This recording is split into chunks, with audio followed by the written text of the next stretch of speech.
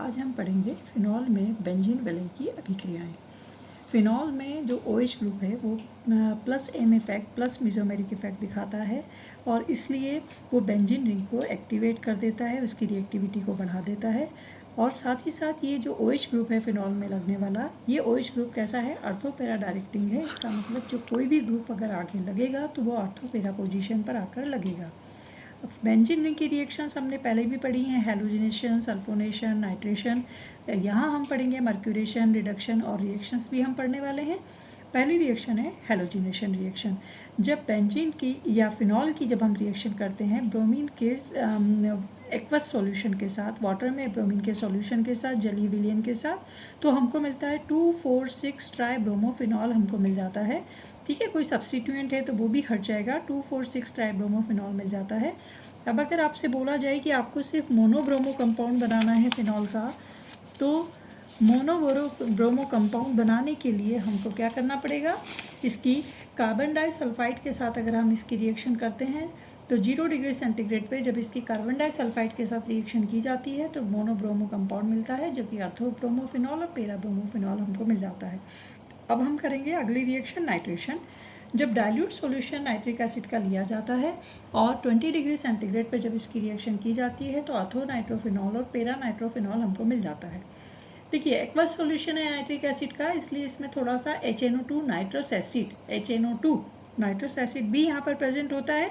वो nitrous acid HNO2 यहाँ पर रिएक्शन करता है HNO3 के साथ और इन दोनों के बीच में आयनाइजेशन होने पर एक पॉजिटिव आयन मिलता है, जिसमें H जो HNO3 का था वो इस ऑक्सीजन जो कि जिस पे लोन पेयर ऑफ इलेक्ट्रॉन्स है उसके साथ लगता है, एक पॉजिटिव आयन आपके पास ये बन जाता है। जैसे H3O प्लस बनता है ना, उसी तरह से यहाँ पर भी एक पॉजिटिव आयन बन जाता है और NO3 माइनस जो है वो आपको एक नेगेटिव आयन मिल जाता है। अब ये जो पॉजिटिव आयन बना है इसमें ऑक्सीजन पे प्लस चार्ज है, इसलिए वो क्या करेगा, ये NO वाला जो चार्ज है यहाँ, ये जो बॉन्ड है, इस बॉन्ड से वो इलेक्ट्रॉन्स जो हैं अपनी तरफ खींचने की कोशिश करेगा।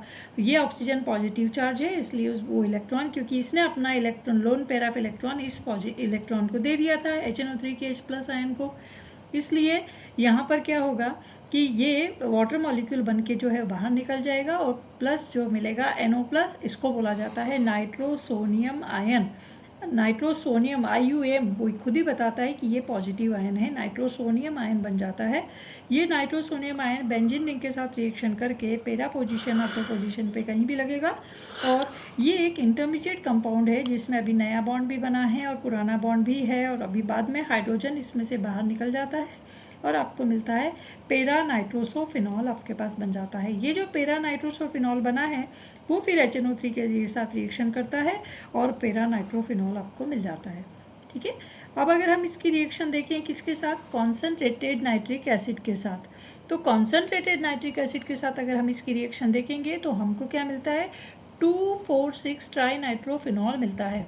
और ये 2,4,6 ट्राई नाइट्रोफिनॉल है, इसका कॉमन नेम है पिक्रिक एसिड, क्योंकि ये बहुत स्ट्रॉन्गर, जैसे एसिड्स अपनी रिएक्शंस दिखाते हैं एसिडिक रिएक्शन, उसी तरीके से ये पिक्रिक एसिड भी अपनी एसिडिक रिएक्शन दिखाता है। फिनॉल से भी ज़्यादा ये स्ट्रॉन्गर एसिड बन जाता है और इसीलिए इसका कॉमन नेम है पिक्रिक एसिड। ठीक है, उसके बाद हम अगली रिएक्शन देखेंगे सल्फोनेशन रिएक्शन। अब सल्फोनेशन रिएक्शन जो है, इसमें देखिए अगर आप 15 to 20 डिग्री सेंटीग्रेड पे अगर इसकी आप रिएक्शन करते हैं कॉन्सनट्रेटेड H2SO4 के साथ, तो आपको क्या मिलता है, अर्थो पेरा कंपाउंड तो मिले, अर्थो हाइड्रोक्सी बेंजीन सल्फोनिक एसिड, क्योंकि यहाँ पे सल्फोनिक एसिड जो है वो स्ट्रॉन्गर ग्रुप है OH ग्रुप की तुलना में, इसलिए OH को अब हमको पहले बोलना पड़ेगा अर्थो हाइड्रोक्सी बेंजीन सल्फोनिक एसिड या पेरा हाइड्रोक्सी बेंजीन सल्फोनिक एसिड हमको मिल जाता है। पर मेन प्रोडक्ट जो है वो अर्थो प्रोडक्ट ज़्यादा मिलेगा 15 से 20 डिग्री सेंटीग्रेड पे। उसी कॉन्सनट्रेटेड H2SO4 को अगर आप 100 डिग्री सेंटीग्रेड पे कर दें तो आपको अर्थो पेरा में से पेरा प्रोडक्ट जो है बेंजीन सल्फोनिक पेरा हाइड्रोक्सी बेंजीन सल्फोनिक एसिड जो है वो मेन प्रोडक्ट के रूप में आपको ज़्यादा मिल जाएगा। अगली रिएक्शन हम पढ़ेंगे फ्रीडल-क्राफ्ट रिएक्शन। और फ्रीडल-क्राफ्ट रिएक्शन जो होता है इसमें हमेशा क्या होता है कि alkyl group CH3 group benzene ring में इंट्रोड्यूस किया जाता है या असाइल ग्रुप CH3CO ग्रुप जो है बेंजीन रिंग में, जिसको असाइल ग्रुप कहा जाता है, वो बेंजीन रिंग में एंटर करवाया जाता है। ये रिएक्शन जो है हमेशा एनहाइड्रस एल्यूमिनियम क्लोराइड के प्रेजेंस में होती है। तो फ्रेडल-क्राफ्ट रिएक्शन में अगर आप फिनॉल की रिएक्शन जो है CH3Cl या किसी भी अल्काइल ग्रुप के साथ करें तो LCl3 के प्रेजेंस में रिएक्शन होने पर आपको ये क्या बन जाता है, अर्थोक्रिसॉल या पैराक्रिसॉल जो है वो आपको मिल जाता है। ठीक है, अब अगर आप इसकी रिएक्शन CH3COCl आपने लिया है, अगर आपने ये लिया है एसिटाइल क्लोराइड अगर आपने लिया है तो ये आपके पास बन जाता है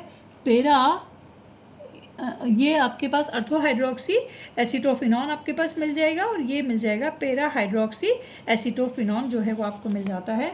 इस तरीके से अगली रिएक्शन जो है वो आप देखिए इसकी हाइड्रोजनीकरण। अगर आप इसकी रिएक्शन करते हैं निकल के प्रेजेंस में और 150 से 200 डिग्री सेंटीग्रेड पे अगर आप इस पर हाइड्रोजन के साथ रिएक्शन करते हैं, इसका आप चयन करते हैं तो सारे डबल बॉन्ड्स जो हैं उन पे हाइड्रोजन आपके पास जुड़ गई और आपके पास कंपाउंड जो है वो क्या है, सिंगल बॉन्ड वाला साइक्लिक कंपाउंड बन जाता है। इसको बोला जाता है साइक्लोहेक्सेनॉल। ठीक है, और अब है मर्क्यूरेशन वाली रिएक्शन, जिसके केस में अगर आपने ये जो है मर्क्यूरी एसीटेट अगर आपने लिया है, लेड एसीटेट नहीं, मर्क्यूरी एसीटेट अगर आप यहाँ पर लेते हैं, इसके साथ फिनॉल की जब रिएक्शन की जाती है तो यहाँ पर इसके साथ रिएक्शन करने पर आपको क्या मिलता है, अर्थो एसीटॉक्सी मर्क्यूरी फिनॉल आपके पास मिल जाता है, पैरा एसीटॉक्सी मर्क्यूरी फिनॉल आपके पास मिल जाता है। मतलब ये मर्क्यूरी एसीटेट के साथ रिएक्शन करने पर ये मर्क्यूरी और एसीटॉक्सी ग्रुप जो है वो आपके पास यहाँ पे आके जुड़ जाता है और इस तरीके से आपके पास ये जो है कंपाउंड बनते हैं। नेक्स्ट रिएक्शंस हम कल देखेंगे। Thank you.